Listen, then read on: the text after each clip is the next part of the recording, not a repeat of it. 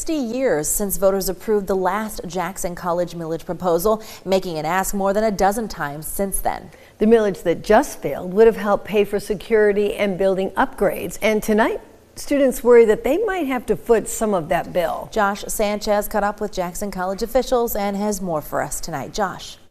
Yeah, Sherry Siobhan, the Jackson College Board of Trustees Chair John Criss tells me the school is no stranger to this type of decision. And with bills to pay, one student tells me he hopes it doesn't mean an extra charge tacked on his tuition. I feel like tuition going up would be crazy, honestly. And a lot of people here are on financial aid. Like, it's a lot of people that go here that need assistance already. Daniel Scott is a first-year student at Jackson College. The Detroit native was surprised to hear the proposed millage to cover campus security and building needs failed to win over voters. With 56% of the votes rejecting it, the proposed millage would have also tightened cybersecurity, according to Board of Trustee Chair John Criss. He says the school has been down this road with the last millage passing in 1964. Looking at the tally, Criss says he's hopeful for a change. One of the key elements to this is that we've had some situations happening in the college here, which I think may have caused some problems with that, okay?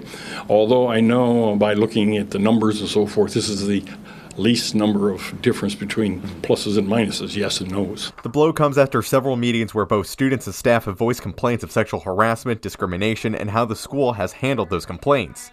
The board has recently voted to lay the groundwork on an outside investigation. Over the years, Criss says the school has looked to increasing tuition to help fill the funding gap. The problem is we have students paying that larger tuition. And it's still not as big as some of the bigger colleges and so forth. As the cost of education grows across the board, Scott says the dream of a degree is getting harder to reach. It is going to be more hectic to get, like, people need scholarships, financial aid, to stay on top of that type of stuff. So I feel like tuition going up is not a good idea, not here at least. Now, Criss says the road ahead includes reviewing the election results, and voters could see this proposal on the ballot again in the future. Meanwhile, Jackson College Board of Trustees found a new member tonight, voting in Teshna Thomas. Back to you.